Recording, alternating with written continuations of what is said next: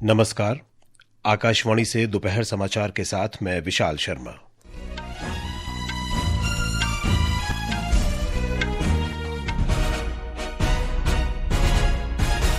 प्रधानमंत्री नरेंद्र मोदी ने अंतरिक्ष स्टार्टअप्स से मजबूत इकोसिस्टम बनाने की अपील की ताकि वे वैश्विक प्रतिभाओं को आकर्षित कर सकें। राष्ट्रीय अंतरिक्ष दिवस की शुभकामनाएं दी। ब्रिक्स देशों के खेल मंत्रियों की बैठक आंध्र प्रदेश के विशाखापट्टनम में जारी। विदेश मंत्री डॉक्टर एस जयशंकर आज 2 दिवसीय रूस दौरे पर रवाना होंगे। छत्तीसगढ़, ओडिशा और तटीय आंध्र प्रदेश में आज कुछ स्थानों पर मूसलाधार बारिश का ऑरेंज अलर्ट। ईरान ने पड़ोसी देशों को आगाह किया कि वे अमेरिकी आर्थिक अभियान में शामिल न हों। भारत और श्रीलंका के बीच क्रिकेट श्रृंखला का दूसरा और अंतिम टेस्ट मैच कोलंबो में जारी। और हॉकी विश्व कप में आज भारतीय महिला टीम का मुकाबला ऑस्ट्रेलिया से। सेमीफाइनल की दौड़ में बने रहने के लिए भारत के लिए मैच जीतना जरूरी।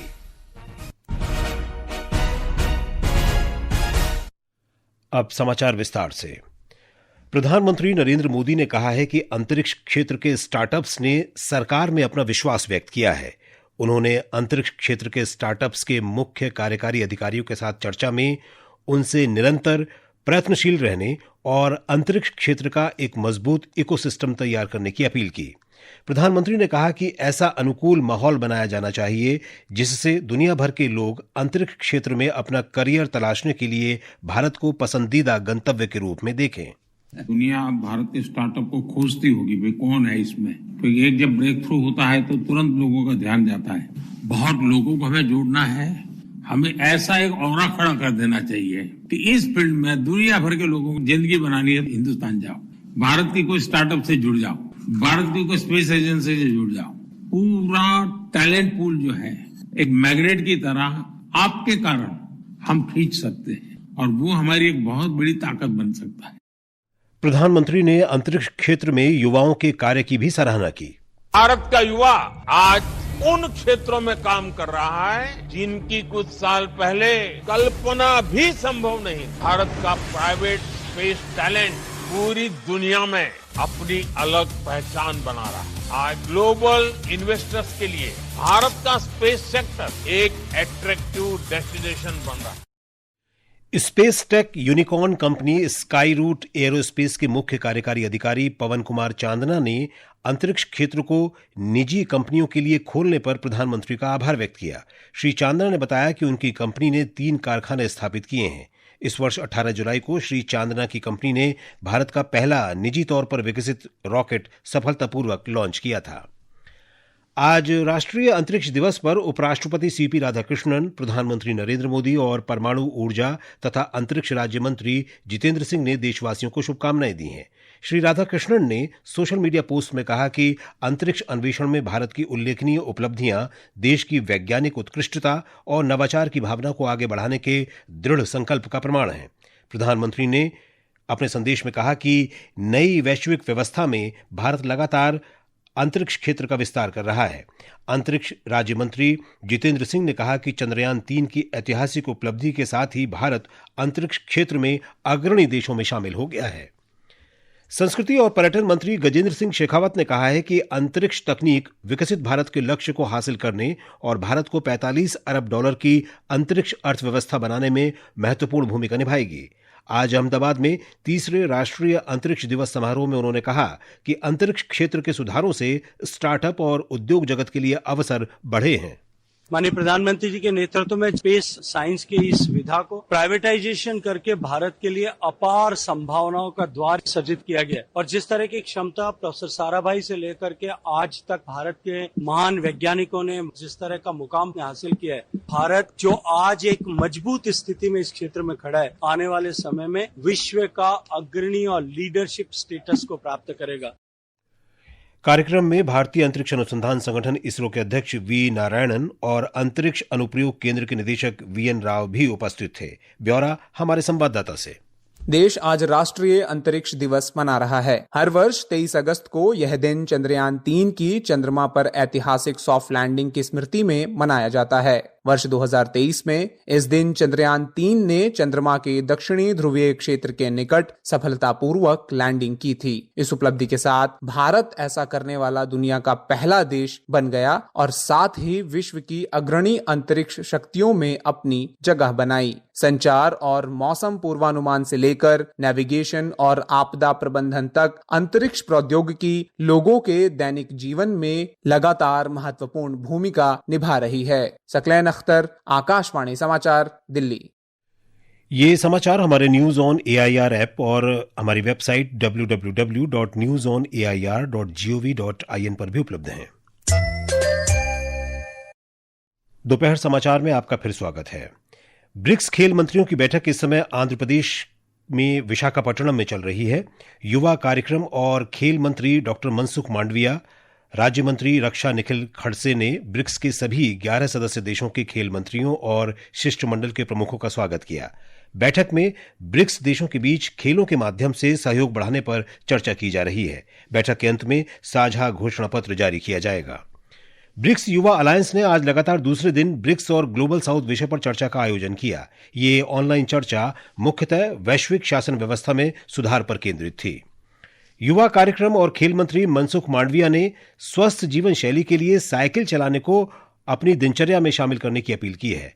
डॉक्टर मांडविया ने आज विशाखापट्टनम में ब्रिक्स मैत्री साइकिलिंग कार्यक्रम के बाद मीडिया से कहा कि साइकिल चलाना फिट इंडिया आंदोलन का अभिन्न हिस्सा है।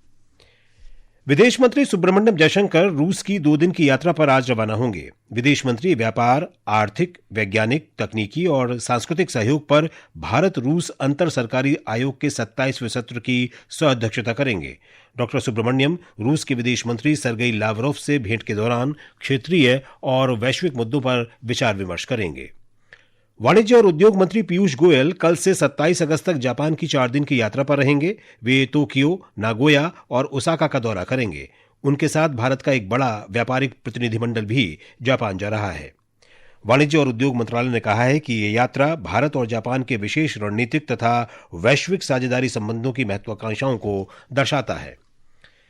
विधि और न्याय मंत्री अर्जुन राम मेघवाल ने कहा है कि सफाई के काम में मानवीय श्रम को कम करने और मशीनों के अधिक इस्तेमाल की आवश्यकता है। आज नई दिल्ली में राष्ट्रीय सफाई कर्मचारी आयोग के स्थापना दिवस समारोह में उन्होंने कहा कि सफाई कर्मियों के लिए सुरक्षा उपाय, सुरक्षा उपकरण और प्रशिक्षण तथा स्वास्थ्य बीमा जरूरी हैं।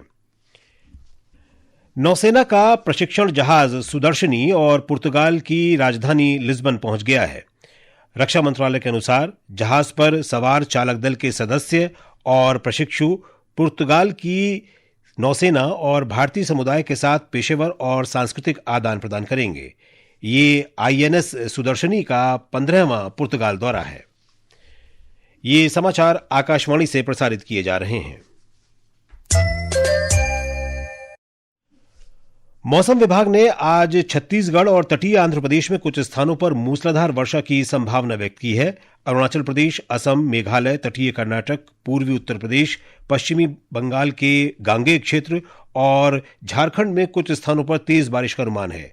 केरलम, माहे, मध्य प्रदेश, नागालैंड, मणिपुर, मिजोरम, त्रिपुरा, दक्षिण आंतरिक कर्नाटक, तेलंगाना, उत्तराखंड और विदर्भ में भी दिन में ऐसे ही मौसम की संभावना है। ओडिशा से हमारे संवाददाता ने बताया है कि राज्य में लगातार बारिश से प्रमुख नदियां उफान पर हैं। उत्तर पश्चिम बंगाल की खाड़ी में बने कम दबाव के नए क्षेत्र के कारण उड़ीसा के कई हिस्सों में फिर से भारी बारिश हो रही है। आईएमडी ने आज केओंझर, मयूरभंज, रायगढ़, कोरापुट और कलाहंडी में भारी से बहुत भारी बारिश का अनुमान लगाया है। कलाहंडी के थुआमुल रामपुर में पिछले 24 घंटे में 345 मिलीमीटर बारिश दर्ज की गई, जो राज्य में सबसे ज्यादा है। लगातार बारिश के बीच बंसधारा और सालंदी जैसे नदियों का जलस्तर बढ़ रहा है, जबकि बाढ़ प्रभावित इलाके अभी भी जोखिम की स्थिति में है। 7 जिलों में हालिया बाढ़ से लगभग 14 लाख लोग प्रभावित हुए हैं और राहत व बहाली का काम जारी है। प्रकाश दास, आकाशवाणी समाचार, भुवनेश्वर। इधर राष्ट्रीय राजधानी दिल्ली के कुछ हिस्सों में आज सुबह हल्की बारिश हुई। रक्षा मंत्री राजनाथ सिंह ने कहा है कि युद्धपोत निर्माण, अपतटीय पोत और अन्य रक्षा क्षेत्रों में भारत को आत्मनिर्भर बनने की आवश्यकता है, क्योंकि ये देश की सुरक्षा के लिए महत्वपूर्ण है। श्री राजनाथ सिंह आज कोलकाता में garden reach ship builders and engineers limited और यंत्र इंडिया लिमिटेड से जुड़े 5 केंद्रों के भूमि पूजन समारोह में शामिल हुए। रक्षा मंत्री ने कहा कि पश्चिम बंगाल सरकार आंतरिक सुरक्षा के मामले में पूरा सहयोग कर रही है। उन्होंने कहा कि राज्य सरकार ने 11,000 एकड़ भूमि उपलब्ध कराई है। उन्होंने कहा कि GRSE ने हाल के समय में 100 से अधिक पोत उपलब्ध कराए हैं। GRSE की परियोजनाएं शिपयार्ड की विनिर्माण क्षमता और बुनियादी ढांचे को मजबूत करेंगी। इन परियोजनाओं से समुद्री बलों और अन्य रक्षा जरूरतों को पूरा करने में भी मदद मिलेगी। यंत्र इंडिया लिमिटेड के metal and steel factory Ishapur में 750 करोड़ रुपए से अधिक के निवेश से 2 केंद्र स्थापित किए जा रहे हैं। इनसे स्वदेशी धातु कर्म और रक्षा विनिर्माण को मजबूती मिलेगी। चौथे चरण की औद्योगिक क्रांति और ऊर्जा कुशल तकनीकों से लैस ये दोनों केंद्र उच्च स्तर के विनिर्माण को बढ़ावा देंगे, आयात पर निर्भरता कम होगी और रक्षा, रेलवे तथा रणनीतिक क्षेत्रों की जरूरतों को पूरा किया जाएगा। ईरान की सर्वोच्च राष्ट्रीय सुरक्षा परिषद के सचिव मोहसेन रेजाई ने पड़ोसी देशों को ईरान के खिलाफ अमेरिका के आर्थिक अभियान में शामिल न होने की चेतावनी दी है। उधर अमेरिका के राष्ट्रपति डोनाल्ड ट्रंप द्वारा होर्मुज जलडमरू मध्य को एक बार फिर अमेरिकी इलाका बताए जाने के बाद से दोनों देशों के बीच तनाव और बढ़ गया है। ईरान ने फिर कहा है कि जब तक अमेरिका अपना रुख नहीं बदलता, होर्मुज बंद रहेगा। एक रिपोर्ट। ईरान की सर्वोच्च राष्ट्रीय सुरक्षा परिषद के सचिव मोहसिन रेजाई ने होर्मुज पर अमरीकी दावों को खारिज करते हुए श्री ट्रंप के बयानों की कड़ी आलोचना की है। उन्होंने कहा कि होर्मुज जलडमरू मध्य और अमरीका के बीच की दूरी 7,000 मील से भी अधिक है और ये बयान ऐसे समय में आया है जब अमरीका ईरान पर और अधिक आर्थिक प्रतिबंध लगाने की तैयारियां कर रहा है। ईरान ने कहा है कि इससे उसकी अर्थव्यवस्था को और अधिक नुकसान होगा और प्रमुख व्यापारिक साझेदारों तथा खासकर चीन पर प्रतिकूल प्रभाव पड़ेगा, जो ईरान के कच्चे तेल का एक प्रमुख आयातक बना हुआ है। समाचार कक्ष से मुनीश शर्मा। अमेरिका के राष्ट्रपति डोनाल्ड ट्रंप द्वारा कनाडा के साथ व्यापार वार्ता को स्थगित किए जाने और कनाडा को अमेरिकी राज्य बनाने की इच्छा एक बार फिर व्यक्त करने के बाद दोनों देशों के बीच व्यापार विवाद और गहरा गया है।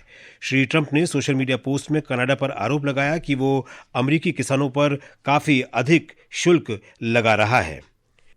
उधर कनाडा के प्रधानमंत्री मार्क कार्नी ने कहा कि अमेरिका की मांग को अनुचित और व्यापार समझौते की अनदेखी करने वाली है। श्री कार्नी ने कहा कि कनाडा अपने कामगारों, किसानों, परिवारों और कारोबार की रक्षा के लिए अमेरिका जितना ही शुल्क लगाएगा।